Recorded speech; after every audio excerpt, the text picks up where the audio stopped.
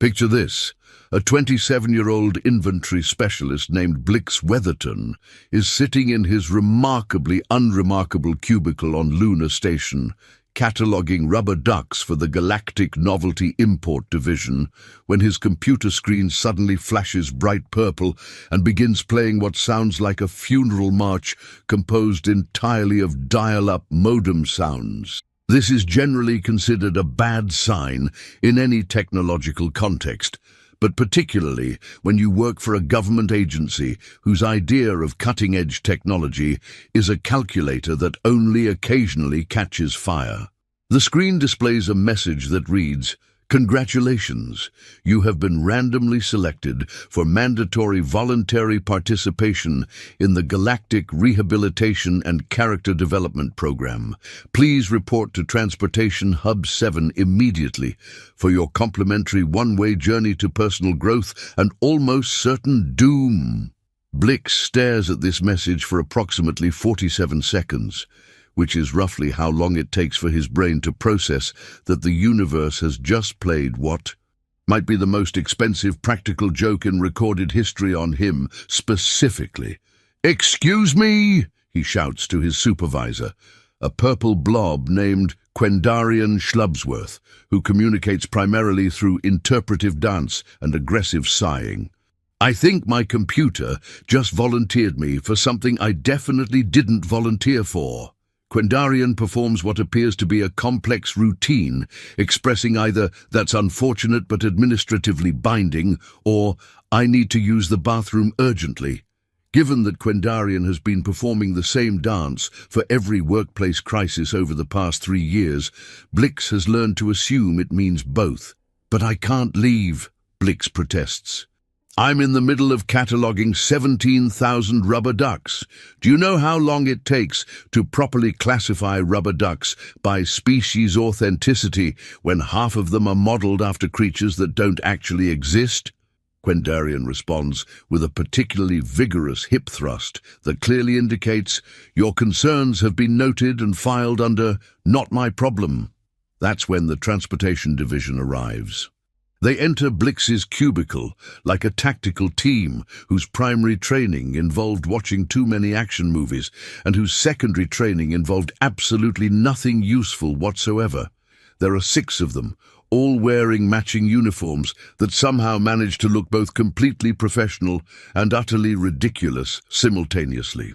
The lead officer, whose name tag reads Captain Mundane Catastrophe, approaches Blix with the confident stride of someone who has never questioned a single order in his entire life. "Blix Weatherton?" Captain Catastrophe asks, consulting a clipboard that appears to have been assembled from spare parts of other, more successful clipboards. "That depends," Blix says carefully. "Are you here to arrest me, promote me, or sacrifice me to something with too many teeth?" "Option C," Captain Catastrophe announces cheerfully. "You've been selected for relocation to Grimfang Prime, a Class 15 Deathworld, where you'll be given the opportunity to demonstrate humanity's legendary resilience in the face of absolutely hopeless circumstances." Blix blinks. "I'm sorry, what now?" "It's very exciting," continues Captain Catastrophe, apparently unaware that his news is not being received with the enthusiasm he'd expected. "You'll be representing your entire species in a time-honored tradition of sending individuals to places where survival is statistically impossible but theoretically achievable through sheer bloody-minded determination. I didn't volunteer for this." "Oh, you don't volunteer for the Galactic Rehabilitation and Character Development Program." Captain Catastrophe laughs as if Blix has just suggested something hilariously naive, like expecting government software to work properly. "The program volunteers you. It's completely different." "How is that different?" "Well, for starters, volunteering implies choice, and choice implies the possibility of saying no, and saying no implies that we care about your opinion." Captain Catastrophe's smile could have powered a small solar system. "This way is much more efficient, and that's how Blix Weatherton inventory specialist and part-time philosopher of rubber duck authenticity, found himself being escorted through Lunar Station's corridors by 6 Transportation Division officers who seemed to think they were doing him an enormous favor by shipping him off to die on a planet specifically designed to kill things. The transport bay was exactly what you'd expect from a government facility, with a budget smaller than most people's coffee allowances, functional in the way that a broken elevator is technically still an elevator, just not one you'd want to trust with your life. The ship assigned to take Blix to Grimfang Prime was called the Inevitable Disappointment, which he felt was either refreshingly honest or deeply concerning, depending on your perspective. "Lovely ship," declared Captain Catastrophe as they approached what appeared to be a cargo container with delusions of grandeur. "She's got artificial gravity that works almost 60% of the time, life support systems that have only failed twice this century, and navigation equipment that's been certified probably accurate by the Department of Close Enough." "This is supposed to get me to another planet?" Blix asked, eyeing a section of hull that seemed to be held together with what looked suspiciously like duct tape and wishful thinking. "Oh, absolutely. The Inevitable Disappointment has a perfect safety record." "Really?" "Yes. She's never failed to deliver her cargo to the intended destination." "What about the passengers?" Captain Catastrophe paused. "Well, that's a separate statistic entirely. The pilot turned out to be a creature that looked like someone had asked an octopus to cosplay as a retired circus performer and then given up halfway through. His name was Kringle Tentaclesmythe, and he seemed to view space travel as a form of extreme sport that he wasn't particularly good at, but enjoyed anyway. "Welcome aboard," Kringle bellowed as Blix was strapped into what might charitably be called a seat and uncharitably be called a collection of metal parts arranged in the rough shape of furniture. "I'm your pilot for this journey into the terrifying unknown. I've been flying for 37 years and have only crashed into things that weren't supposed to be crashed into on 14 separate occasions." "Is that supposed to be reassuring?" Blix asked. "Well, it's better than 15, Kringle began flipping switches with the random enthusiasm of someone playing a particularly complex game of chance. "Now, I should mention that the journey to Grimfang Prime takes approximately 47 hours, during which time you'll have the opportunity to contemplate your life choices, read some excellent literature about survival techniques, and possibly experience what we in the business call temporary existential dread." "Temporary?" "Oh yes, it stops being temporary once you land." The launch was what Blix would later describe as like being fired out of a cannon by someone who had never seen a cannon before, but had heard them described by a person who was afraid of loud noises. The Inevitable Disappointment lurched, shuddered, made a sound like a dying whale attempting to sing opera, and then somehow managed to achieve what could technically be called flight. "Excellent!" Kringle shouted over the sound of various mechanical components expressing their dissatisfaction with current circumstances. "We're airborne. Well, technically we're spaceborne. Well, technically we're somewhere between airborne and spaceborne in a way that defies several laws of physics but appears to be working anyway." Blix spent the first few hours of the journey reading the survival manual he'd been provided, which was titled, "So You're Going to Die on a Deathworld, a Practical Guide to Impractical Situations." Chapter 1 was called Accepting the Inevitable While Maintaining a Positive Attitude. Chapter 2, The 17 Most Common Ways to Die on Grimfang Prime and Why You Should Avoid Them. Chapter 3, How to Write a Meaningful Last Message When You Only Have 17 Seconds to Live. "This is encouraging," Blix muttered, flipping to Chapter 4. Advanced Techniques for Screaming, Effectively in Low-Oxygen Environments. "Oh, you're reading the manual," Kringle called from the pilot's seat, where he appeared to be playing some kind of complex game involving flashing lights and increasingly frantic beeping sounds. "Excellent choice. Very thorough, that manual. I helped write Chapter 12, Why Flying Vehicles Don't Work on Grimfang Prime and What to Do When Yours Inevitably Crashes." "That's oddly specific." Yes, I've crash-landed on Grimfang Prime 6 times. Wonderful place for emergency landings. Absolutely terrible place for everything else. Blix continued reading. Chapter 5. Identifying edible plants. Hint, there aren't any. Chapter 6. Identifying safe water sources. Hint, there aren't any of those either. Chapter 7. The psychology of accepting that everything on this planet wants to kill you, including the rocks. Question, Blix called out. The manual keeps mentioning that the rocks want to kill me. That's a metaphor, right? Oh, no, Kringle laughed with the cheerful enthusiasm of someone discussing the weather. The rocks on Grimfang Prime are absolutely trying to kill you.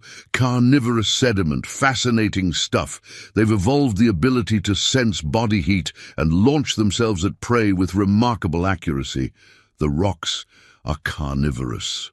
Indeed, and the trees, and the water, and the air, in certain atmospheric conditions. Really, it's quite impressive how thoroughly the entire planet has dedicated itself to the elimination of foreign life forms. Blix went back to reading. Chapter 8.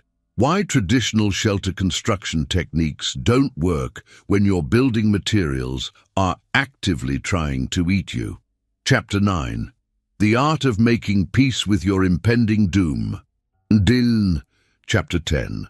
How to negotiate with hostile terrain. Spoiler alert, you can't.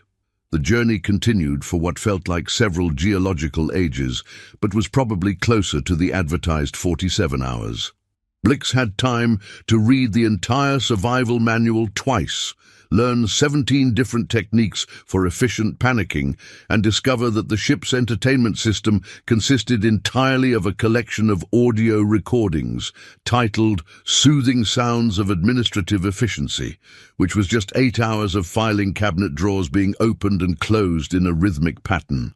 Approaching Grimfang Prime, Kringle announced as various warning lights began flashing in colors that didn't exist in any natural spectrum. Prepare for what I like to call atmospheric entry, which is like regular atmospheric entry, except everything goes wrong all at once. Through the viewport, Blix could see Grimfang Prime approaching. It looked exactly like what you'd expect a planet to look like if it had been designed by a committee of demons with anger management issues and a particular grudge against the concept of life itself. The continents were shaped like angry faces. The oceans were the color of regret mixed with disappointment. The clouds formed patterns that seemed to spell out "go away" in every language simultaneously. Beautiful, isn't it? Kringle said fondly. I've always loved planets that are completely honest about their intentions. The landing was what could charitably be described as a controlled descent into chaos, and what could uncharitably be described as the kind of crash that makes other crashes feel inadequate. The inevitable disappointment lived up to her name by successfully delivering Blix to Grimfang Prime's surface through a series of impacts that somehow managed to be both catastrophic and oddly rhythmic. Blix crawled out of the wreckage, somehow miraculously alive despite all evidence suggesting this should have been impossible. He stood up, brushed off the various fluids that had leaked from the ship's multiple ruptured systems, and surveyed his new home. The first thing he noticed was that everything was trying to kill him. This was not a metaphor or an exaggeration. Everything was trying to kill him. The grass was reaching toward his feet with tiny, grasping motions. The trees were actively leaning in his direction with branches that ended in what were unmistakably sharp points. Even the pebbles on the ground seemed to be arranging themselves into more aerodynamically efficient killing configurations. Well, Blix said to nobody in particular, this is exactly as horrible as advertised. That's when he heard the singing. It wasn't good singing. It wasn't even singing that suggested the singer understood what singing was supposed to sound like. It was the kind of singing that made you question whether the universe had made a fundamental error in allowing sound to exist. But it was definitely singing, and it was coming from somewhere nearby. Blix followed the sound through a landscape that seemed to have been designed by someone who had taken the concept of hostile environment and treated it as a personal challenge. He passed trees that tried to grab him, rocks that rolled in his direction with obvious malicious intent, and flowers that tracked his movement with expressions of barely contained homicidal rage. The singing was getting louder, and somehow even worse. It sounded like someone was trying to perform opera while being digested by a very musical stomach. Blix crested a small hill and saw the source of the noise. It was a creature that looked like someone had tried to build a dragon out of spare parts from a demolition derby and then given up halfway through. It was approximately the size of a small building, covered in scales that seemed to change color based on its mood, and it had approximately 17 different types of teeth, all of them designed for different methods of enthusiastic violence. The creature was sitting in what appeared to be a crater, surrounded by the remains of various spacecraft, singing what might have been a ballad, if ballads were supposed to make listeners question their life choices. "Oh, the loneliness of being a planetary guardian," the creature sang in a voice that sounded like gravel being processed through a blender. "Nobody ever visits, nobody ever stays. They all just crash and die immediately." Blix watched this display for several minutes, trying to process what he was seeing. The creature appeared to be sad, lonely, possibly experiencing an existential crisis while sitting in a pile of crashed spaceships. "Excuse me," Blix called out. The creature stopped singing and turned to look at him with eyes the size of dinner plates. "Oh," it exclaimed. "A visitor, how wonderful.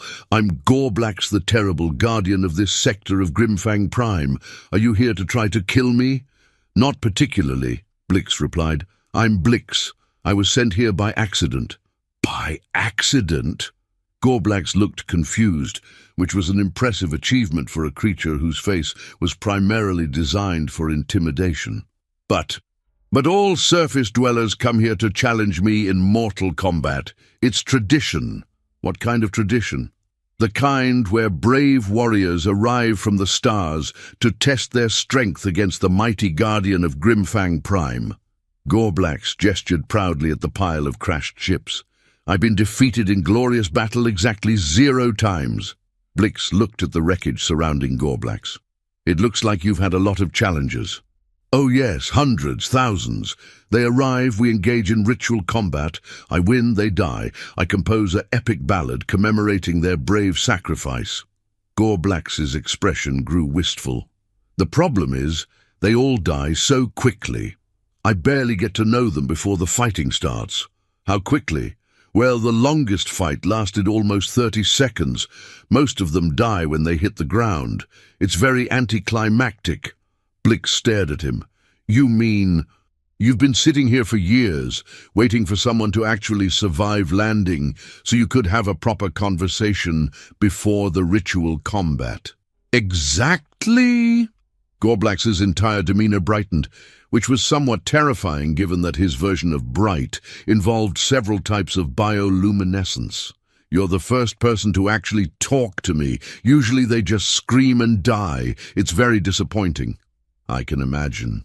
"Would you like some tea before we fight to the death?" Gorblax asked hopefully. "I've been practicing my hospitality skills." Blix considered this offer. On one hand, accepting tea from a giant carnivorous dragon thing on a planet specifically designed to kill him seemed like exactly the kind of decision that would feature prominently in his obituary. On the other hand, the alternative was immediately engaging in mortal combat with a creature that had apparently never lost a fight, and at least tea would give him time to think of a better plan. "Tea sounds lovely," he said. Gorblax's joy was so intense, it caused several nearby rocks to stop trying to kill things and just stand there in awe. "Wonderful! Nobody has ever accepted my tea invitation. This is the best day ever." The next few hours were among the strangest of Blix's life, and this was a man who had once spent a week cataloguing rubber ducks that had achieved sentience through a filing error in the Department of Artificial Life Creation. Gorblax, it turned out, was not only a terrifying guardian monster, but also an accomplished host who had spent decades perfecting his tea-making skills in anticipation of someday having a guest who lived long enough to appreciate them. "I grow the tea myself," Gorblax explained as he served Blix a cup that was roughly the size of a small bathtub. "It's a special blend of 17 different plants that are only mildly poisonous to most life forms. I've been experimenting with different combinations for the past 40 years. The tea was actually quite good, once Blix got past the fact that it was glowing slightly and seemed to be moving on its own. "This is delicious. What's the glowing effect?" "Oh, that's just the bioluminescent algae I add for flavor. Don't worry, it only causes hallucinations in about 30% of non-native species." "That's reassuring. I do try to be a good host. It's been terribly lonely here, you know. The only company I get is the occasional ship full of warriors coming to challenge me, and they're always so focused on the fighting that they never want to just chat." Blix sipped his tea and looked around Gorblax's crater.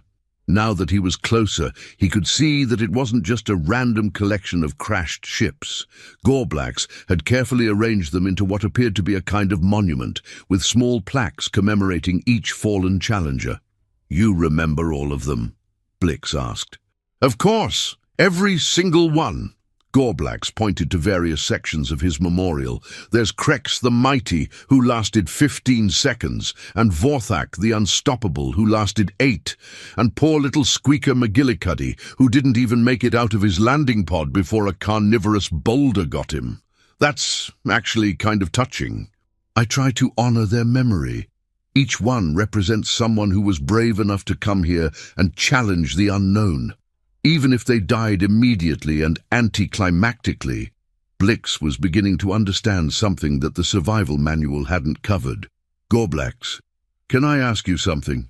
"Of course. Do you actually want to fight all these people to the death?" Gorblax paused in the middle of pouring himself more tea. "Or what do you mean? I mean, do you enjoy the fighting, or do you do it because it's expected?" Gorblax looked confused. "I do it because I'm the Guardian. It's my job. Warriors come to challenge me, and I defend my territory. That's how it works. But what if it didn't work that way?" "I don't understand." Blix set down his teacup and looked at Gorblax seriously. "What if instead of fighting visitors to the death, you just talked to them? Showed them around? Maybe helped them survive on this planet instead of killing them immediately?" Gorblax stared at him for a long moment. You mean I could have friends instead of just a series of extremely brief mortal enemies?" "Exactly. But that's not how guardianship works, is it? Who says?" Gorblax looked around at his memorial to fallen challengers. "I suppose nobody ever actually told me I had to kill everyone. I just assumed that's what guardians do. Maybe it's time to try a different approach." You mean you're not here to fight me?" "I'm here because of a bureaucratic error," Blix explained. "I'm supposed to either die horribly or somehow survive long enough to be rescued. Fighting you to the death doesn't really accomplish either goal efficiently." "So what do you want to do?" Blix looked around at the landscape of Grimfang Prime with its carnivorous rocks and homicidal vegetation and generally hostile attitude toward the concept of life.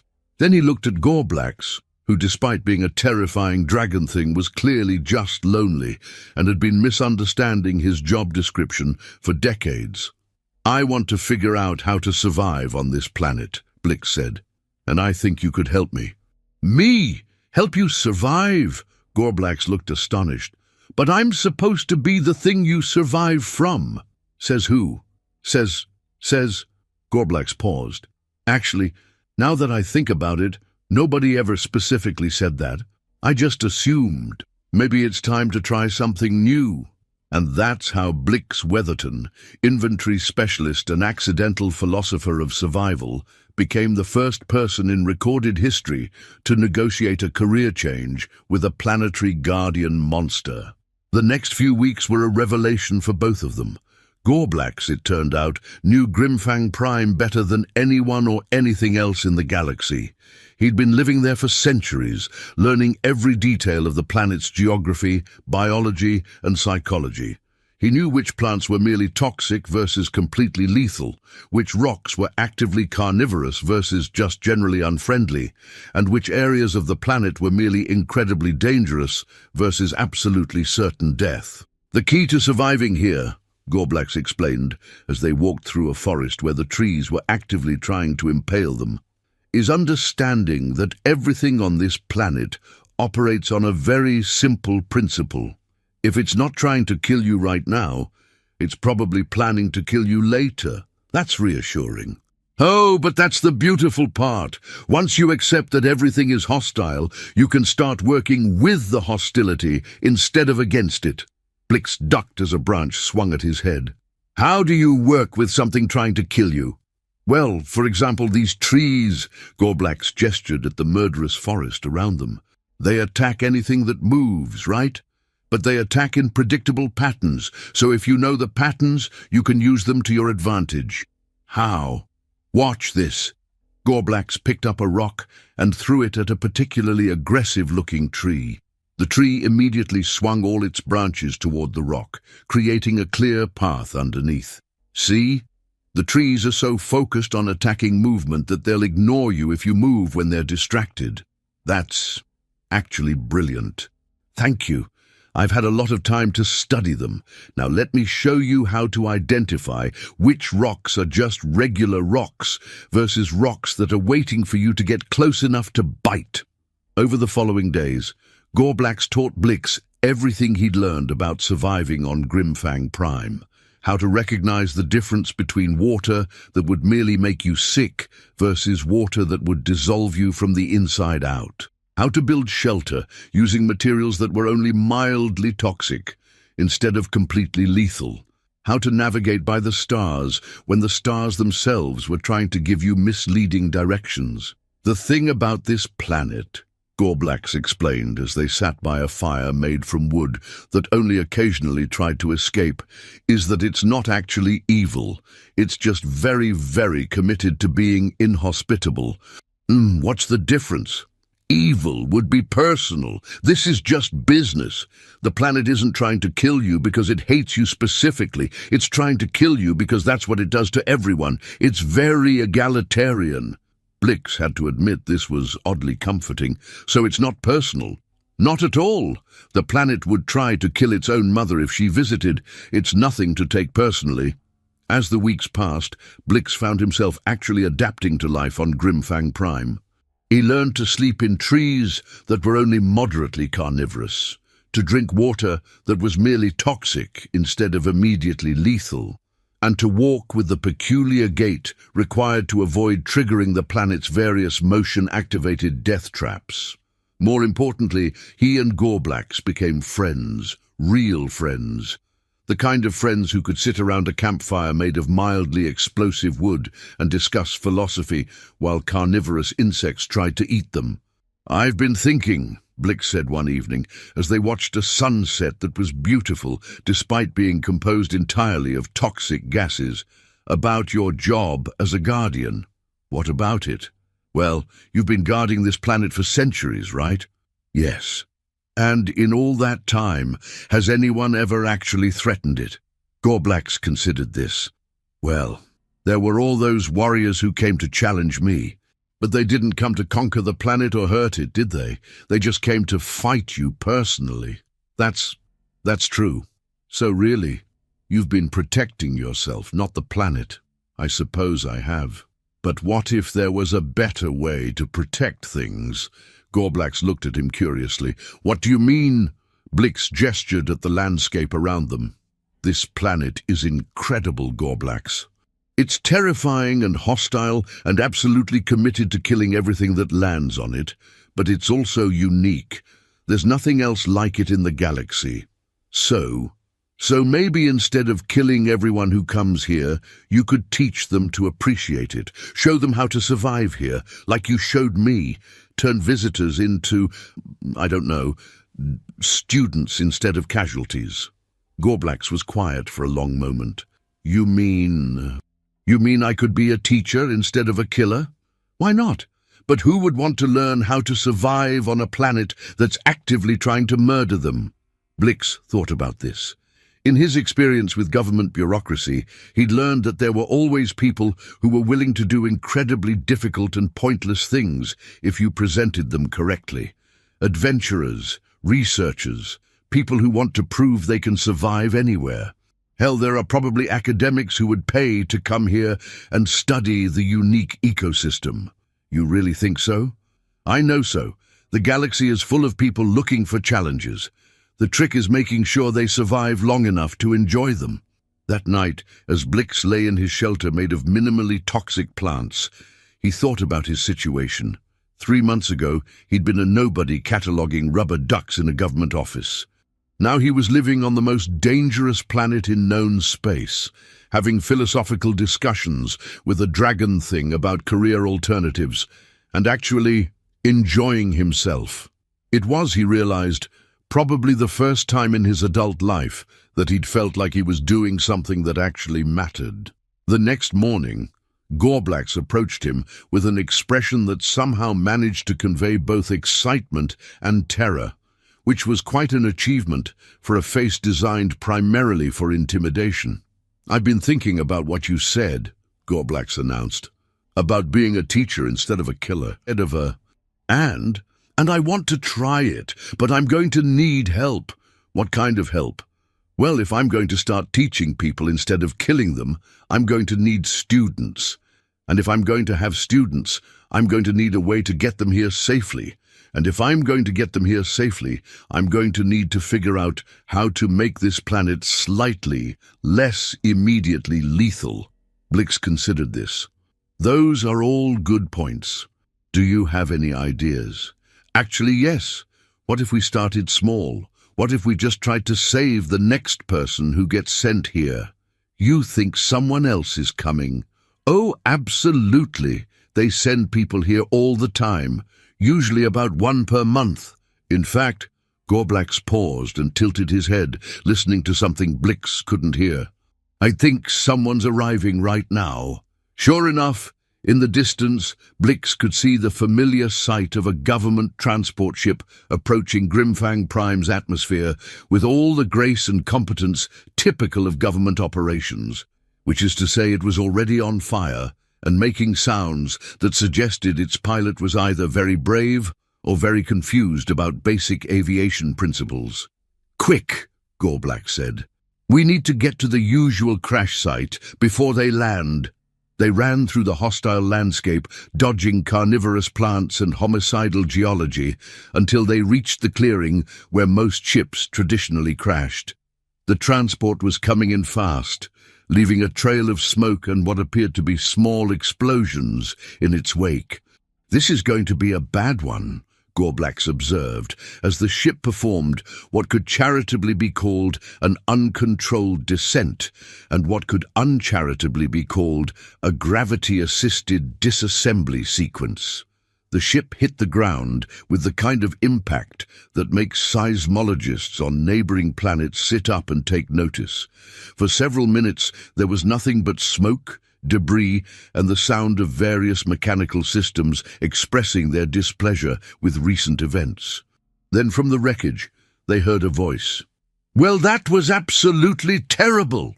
A figure emerged from the smoke, coughing and covered in what appeared to be rainbow-colored lubricant from the ship's failed systems. It was a tall, thin creature with purple skin, forearms, and an expression that suggested it was simultaneously angry, confused, and oddly impressed by the thoroughness of the crash. "Are you quite finished?" the creature shouted at the smoking wreckage. "Because I have several strongly worded complaints about your performance as a means of transportation." Blix and Gorblax exchanged glances. "This one's different," Gorblax whispered. "How can you tell?" "Well, for starters, they're still alive, and they're complaining instead of screaming in terror." The creature turned and noticed them. "Oh, hello! I'm Flemington Zigglebottom, Assistant Deputy Undersecretary for Interdimensional Complaint Processing. I've been sent here to investigate reports of excessive lethality in government relocation procedures. Are either of you responsible for the completely unacceptable survival rate on this planet?" Blix looked at Gorblax. Gorblax looked at Blix. This, Blick said, is either going to be very good or very bad. I vote for very good, Gorblack said hopefully. I like him already. He's got spirit. And that's how Blix Weatherton, inventory specialist turned survival philosopher, and Gorblax, the terrible, reformed planetary guardian, met Flemington Zigglebottom, government inspector, and the galaxy's most persistent bureaucratic pain in the neck. What happened next would change not only their lives, but the entire galactic approach to Class 15 Deathworld management forever. Flemington Zigglebottom turned out to be exactly the kind of person who could survive on Grimfang Prime through sheer bloody-minded determination to file the appropriate paperwork. When a carnivorous rock tried to eat him, he pulled out a complaint form and began documenting the incident in triplicate. When a tree attempted to impale him, he cited 17 different safety regulations that the tree was violating. When the very air tried to poison him, he held his breath and continued taking notes.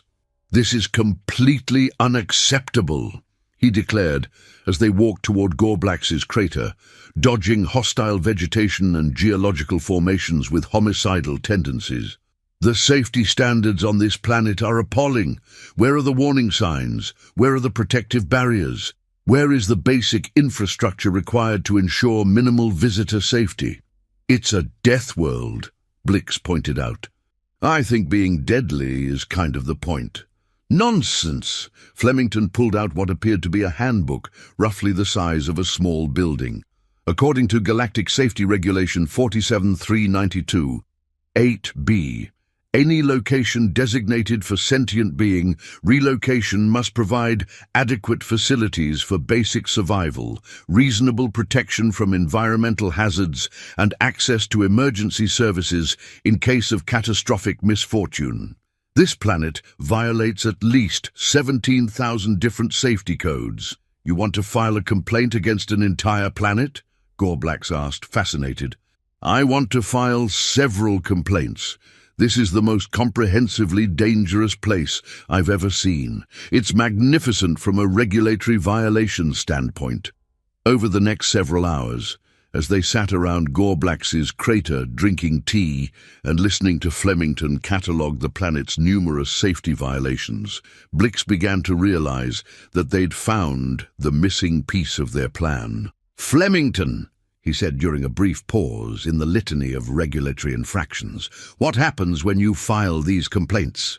"Oh, standard procedure, investigation, remediation recommendations, implementation of corrective measures, and ongoing compliance monitoring."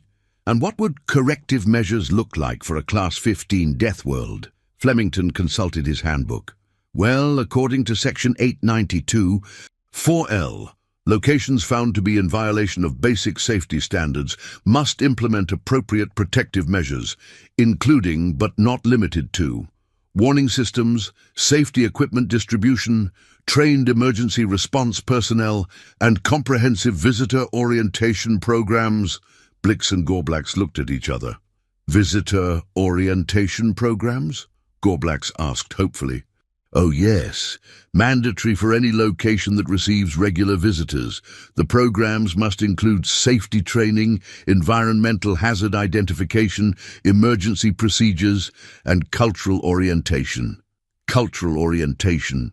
Absolutely. Visitors must be educated about local customs, social structures, and appropriate interaction protocols with indigenous populations." "You mean," Blix said slowly, "if we filed the right complaints, the government would be required to set up an educational program here?" "Not just any educational program." Flemington's excitement was building.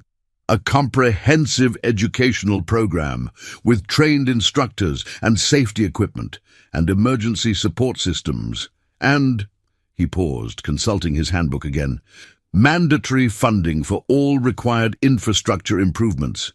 "Funding?" Blix asked. "Oh yes, the Department of Remedial Compliance is required to provide full financial support for any corrective measures. It's in the regulations. They can't just tell you to fix things, they have to pay for the fixes." Gorblax was practically vibrating with excitement. "You mean the government would pay us to turn this place into a school? They wouldn't just pay you." Flemington was now flipping through pages with the enthusiasm of someone who had discovered their life's purpose.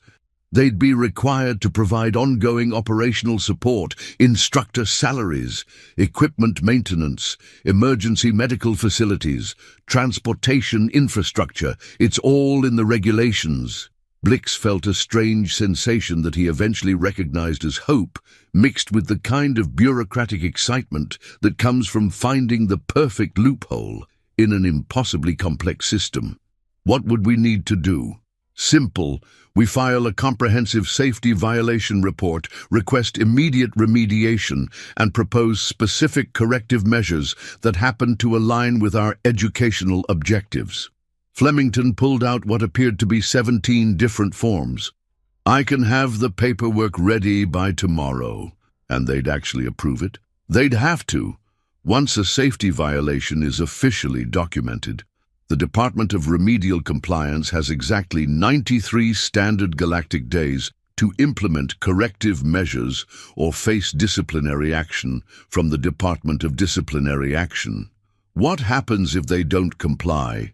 Oh, then the Department of Disciplinary Action files a complaint with the Department of Complaint Processing, which triggers an investigation by the Department of Investigative Oversight, which reports to the Committee for Oversight of Oversight, which...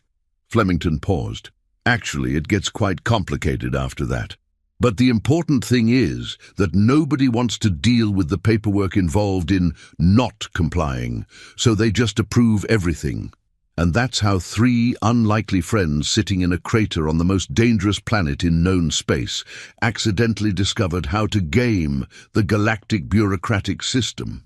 The next few weeks were a whirlwind of forms, applications, safety assessments, and regulatory compliance documentation. Flemington threw himself into the project with the zealous enthusiasm of someone who had finally found a way to use his encyclopedic knowledge of bureaucratic procedure for something genuinely beneficial. Gorblax contributed his centuries of planetary expertise, helping to identify every possible safety violation and environmental hazard. Blix found himself coordinating the entire operation, translating between Flemington's bureaucratic expertise and Gorblax's practical knowledge. "According to my calculations," Flemington announced one morning as he reviewed a stack of forms roughly the height of a small mountain, "Grimfang Prime is currently in violation of approximately 47,832 different safety regulations." "Is that good or bad?" Gorblax asked.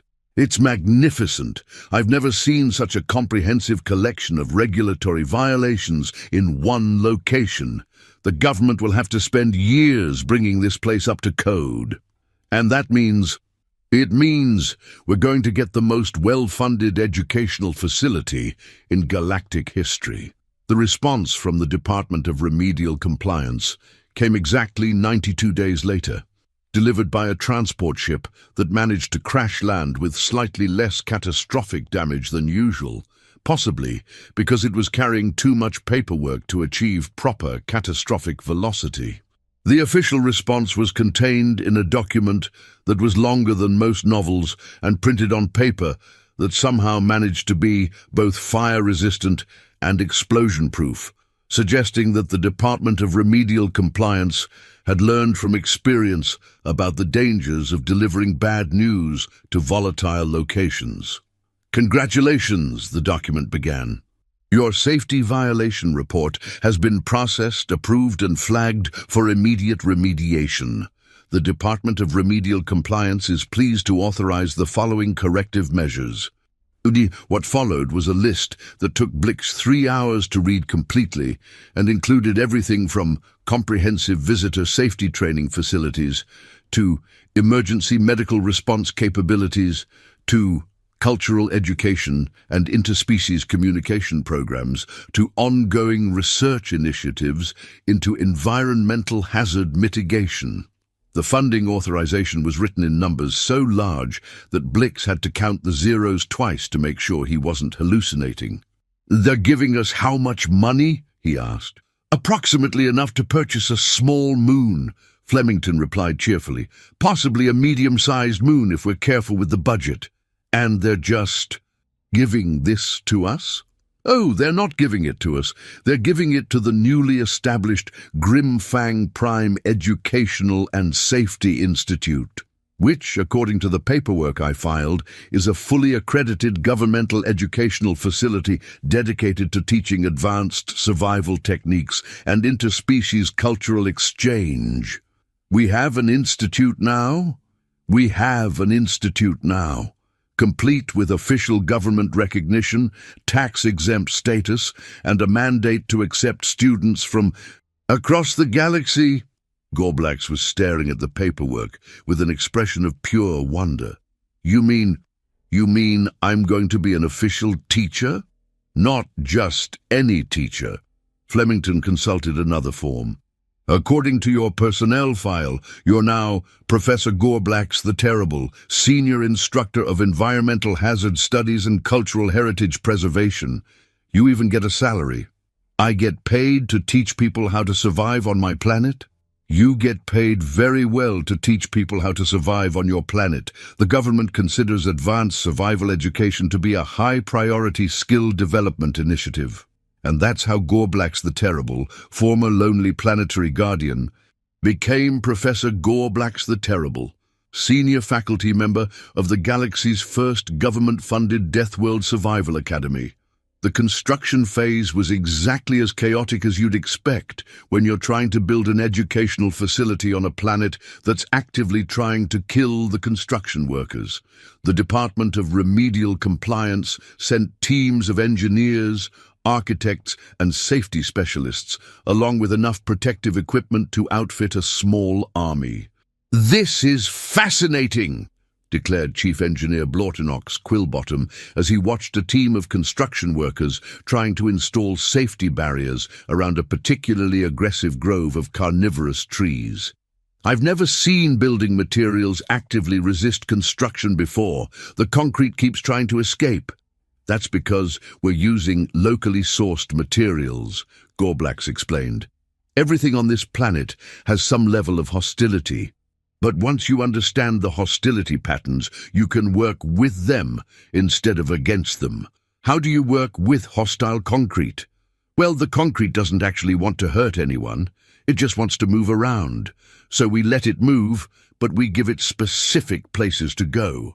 Gorblax gestured to a section of the construction site where the concrete had been allowed to flow into decorative patterns that somehow managed to be both beautiful and strategically defensive. "See, now it's happy, and we have walls that are both functional and self-defending." The engineers were fascinated. Within weeks, they'd developed an entirely new construction philosophy based on cooperative hostility management, which involved working with the planet's aggressive tendencies rather than fighting them. The results were structures that were not only incredibly durable, but also aesthetically striking in a way that suggested they'd been designed by someone with a very sophisticated understanding of controlled chaos. The first students arrived 6 months later. They came from across the galaxy, adventure seekers, survival specialists, researchers, and what Flemington diplomatically referred to as individuals seeking character development through controlled exposure to mortal peril. The initial class included a nervous academic from the core worlds who wanted to study extreme ecosystem adaptation, a grizzled military instructor who thought his troops needed more challenging training environments, and a tourist from the pleasure planets who had apparently gotten bored with conventional vacation destinations. "Welcome!" Gorblax announced to the assembled group as they stood in the newly constructed orientation amphitheater, which had been built into a natural crater and decorated with examples of the planet's more photogenic attempts at murder. "I'm Professor Gorblax the Terrible, and I'll be your primary instructor in advanced environmental hostility survival." The students looked appropriately terrified, which Gorblax considered a good start. "Now, the first thing you need to understand about Grimfang Prime," he continued, "is that everything here wants to kill you. The plants want to kill you. The rocks want to kill you. The water wants to kill you. The AIR wants to kill you under certain atmospheric conditions. But here's the secret. He paused dramatically. They want to kill you in predictable ways. Blix, who was serving as Assistant Director of Student Services, watched from the back of the amphitheater as Gorblax launched into his first official lecture. It was exactly what he'd hoped it would be: informative, engaging, and just terrifying enough to keep the students' attention without actually putting them in immediate danger. The key to survival, Gorblax was explaining, is understanding that this planet operates on logical principles. Deadly logical principles, but logical nonetheless. Everything here follows rules. Learn the rules and you can survive. Ignore the rules and you become a cautionary tale. The academic raised a tentative hand. Professor, what's the most important rule? Excellent question. The most important rule is never assume anything is safe just because it looks safe. In fact, if something looks particularly safe, it's probably the most dangerous thing around. How can something be dangerous because it looks safe? I'm so glad you asked. Gorblax gestured to a nearby flowerbed that had been installed as a visual aid. See those lovely flowers? They're beautiful, aren't they? Peaceful, harmless. The students nodded. They're called serenity blossoms, and they're the most effective predators on the planet. They emit a pheromone that makes you feel calm and safe, encouraging you to come closer and relax. Once you're within range, they inject you with a paralytic that keeps you conscious but immobile while they slowly digest you over the course of several weeks. The students moved away from the flowerbed. But here's the thing, Gorblax continued. Once you know they're dangerous, they become almost completely harmless. Their entire strategy depends on you not knowing what they are. Knowledge is the best defense against almost everything on this planet. Over the following weeks, Blix watched as Gorblax transformed from a lonely guardian monster into a genuinely gifted teacher. He had infinite patience with his students, encyclopedic knowledge of the planet's dangers, and a natural talent for explaining complex survival concepts in ways that were both memorable and entertaining. The students, meanwhile, were thriving in ways that none of them had expected. The nervous academic discovered that she had a natural talent for hostile terrain navigation. The military instructor found that his conventional training methods were completely useless on Grimfang Prime, forcing him to develop entirely new approaches to tactical thinking. The bored tourist turned out to have an intuitive understanding of predator psychology that made him surprisingly effective at avoiding the planet's more aggressive wildlife.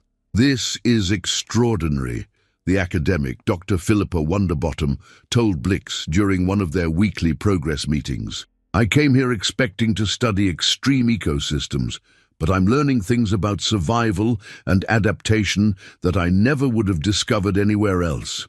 Like what? Like the fact that traditional scientific observation methods don't work when your research subjects are actively trying to eat you. I've had to develop entirely new techniques for studying hostile environments. It's revolutionizing my entire field. The military instructor, Sergeant Boompants McGillicuddy, was equally enthusiastic. My troops are going to love this. Everything I thought I knew about tactical survival was completely wrong. This planet forces you to think in ways that would never occur to you in a normal environment. How so? Well, for example, conventional wisdom says to find high ground for tactical advantage. But on Grimfang Prime, high ground is usually high because something dangerous lives up there. The safest places are often the ones that look dangerous but are actually relatively stable. It's completely counterintuitive. Even the tourist, Fleximander Gigglebottom, was having experiences that exceeded his expectations. I've been to every luxury resort in the galaxy, he told Blix, but nothing has been as thrilling as learning to make tea from plants that are only moderately toxic. The risk-to-reward ratio is incredible. But the real success story was Gorblax himself. I never knew I could be good at anything other than being terrifying, he confided to Blix one evening as they sat watching the sunset paint the sky in shades of beautiful toxicity. For centuries, my entire purpose was just existing, being scary, killing people who came to challenge me. I never thought about whether I was actually helping anyone. And now I'm teaching people skills that could save their lives. I'm sharing knowledge that took me centuries to accumulate. I'm actually useful.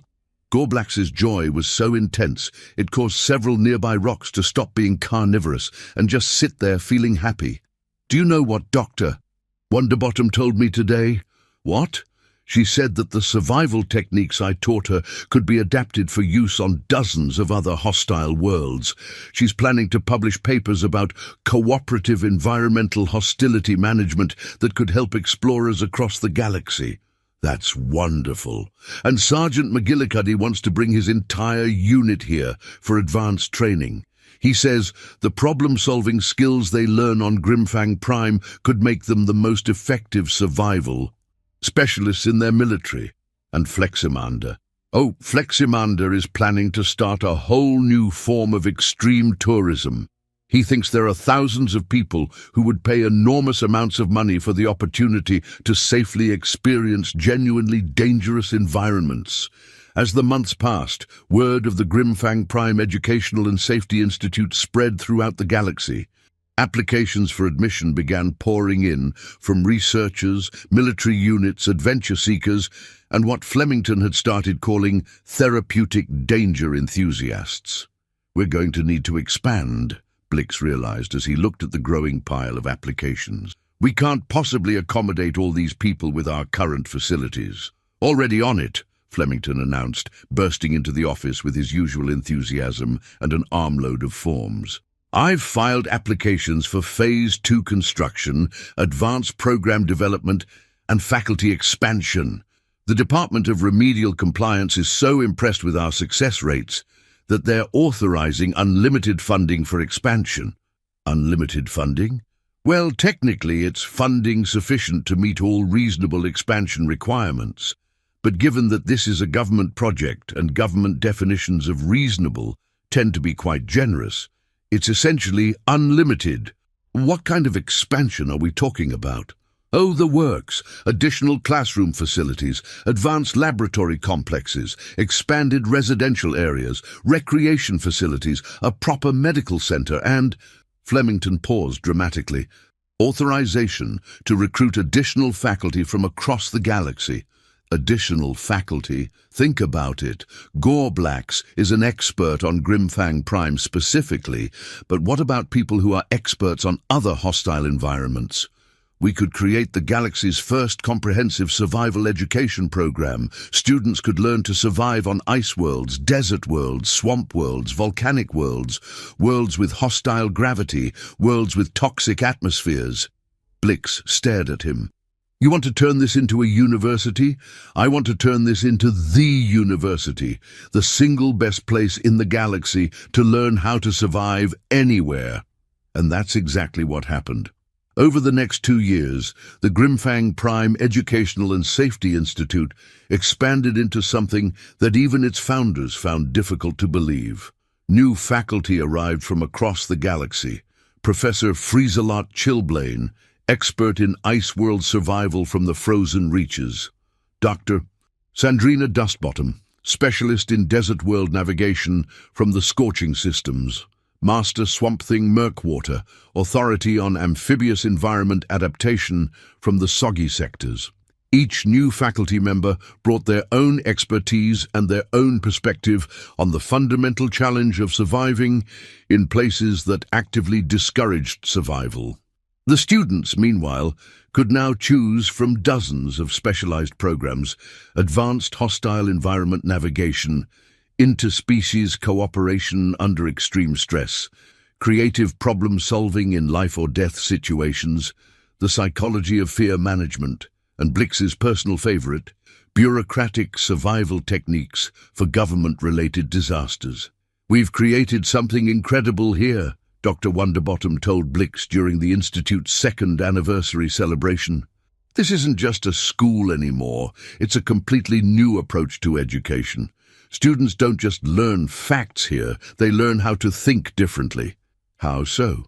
Traditional education teaches you to find the right answers to known questions, but survival education teaches you to ask the right questions when you don't know what you're dealing with. It's a completely different cognitive process. She was right.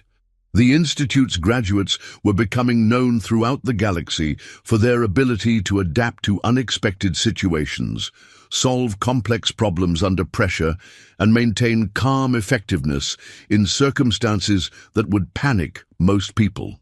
They were sought after by exploration companies, research institutions, military organizations, and diplomatic services. "We're not just teaching survival," Sergeant McGillicuddy observed during a faculty meeting. "We're teaching people how to thrive in uncertainty. That's a skill that's valuable everywhere, not just on Deathworlds." But perhaps the most unexpected development was the effect the Institute had on Grimfang Prime itself.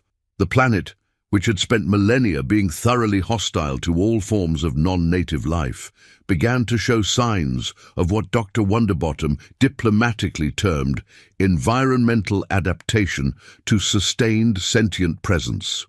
Dai, the carnivorous rocks, became less aggressively carnivorous and more selectively carnivorous, focusing their hostility on actual threats rather than just anything that moved. The murderous plants developed what appeared to be a primitive recognition system, distinguishing between Institute personnel and students and random victims. "It's as if the planet is learning," Dr. Wonderbottom explained during one of her research presentations.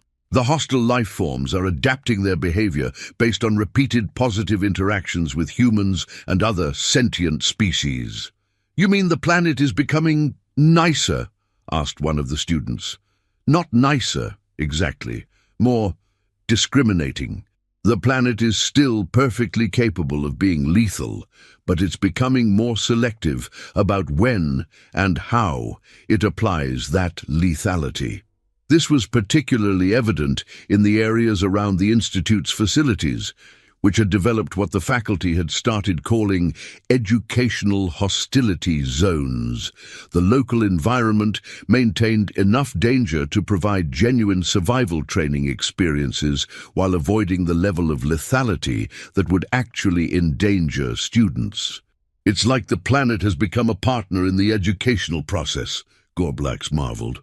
"It's still teaching the same lessons about survival and respect for dangerous environments, but now it's teaching them in ways that allow students to actually learn from their mistakes, instead of just dying from them."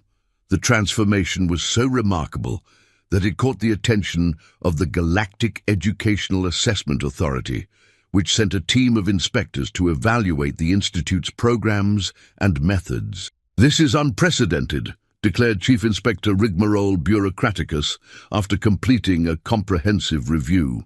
"Not only have you created the most effective survival education program in galactic history, but you've somehow managed to domesticate an entire hostile planet without reducing its educational value." "Domesticate might be too strong a word," Blix suggested. "We prefer to think of it as establishing a mutually beneficial educational partnership. Whatever you call it, it's remarkable. Your graduates are showing success rates in hostile environment situations that are literally off the charts. And your safety record here is better than most safe planets achieve." The inspector's report resulted in the Institute receiving the highest possible accreditation rating and a formal recommendation that its methods be studied and potentially replicated on other challenging worlds throughout the galaxy. "We're going to be famous," Flemington announced as he read through the inspector's report. "The Department of Educational Excellence wants to use us as a model for innovative institutional cooperation with challenging environmental factors." "Does that mean more funding?" Gorblax asked hopefully. "It means so much more funding that we're going to need to hire accountants just to count it." But for Blix, the real measure of their success wasn't the funding or the recognition or even the remarkable transformation of Grimfang Prime from a death world into an educational paradise. It was the look of accomplishment on the faces of students who had learned not just to survive in impossible conditions, but to thrive in them. "You know what the best part is?" he told Gorblax one evening as they sat in the Institute's observation deck, watching a group of advanced students practice night navigation techniques in a forest that was still technically trying to kill them, but doing so in an educational rather than malicious manner. "What's that?" 3 years ago, I was cataloguing rubber ducks in a government office, completely convinced that my life was meaningless. You were sitting alone in a crater, killing people because you thought that was your job. Flemington was processing complaints that nobody ever acted on. And now? Now we're running the most successful educational institution in the galaxy, teaching people skills that could save their lives. And we've somehow managed to turn a planet that was dedicated to destroying everything into a place that's dedicated to teaching everything. Gorblax was quiet for a moment. "Do you think this was all just an accident? The bureaucratic error that sent you here, meeting me, finding Flemington?" Blix considered this. "Maybe. Or maybe the universe has a very strange sense of humor, and this was all part of some cosmic plan we couldn't see at the time. Either way," Gorblax said, "I'm glad it happened. Me too."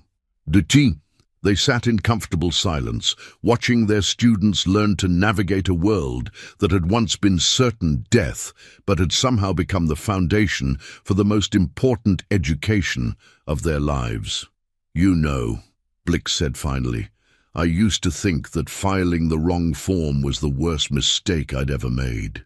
And now I think it might have been the best thing that ever happened to me."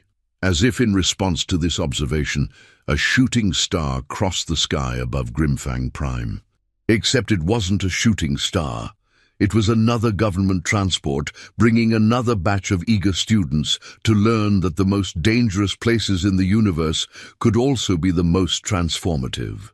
And somewhere in a government office on a distant space station, a filing clerk was probably right now placing someone's application in the wrong pile, setting in motion another chain of events that would seem like a disaster, but might turn out to be exactly what everyone involved needed most. Because sometimes the universe's biggest mistakes turn out to be its most perfect solutions.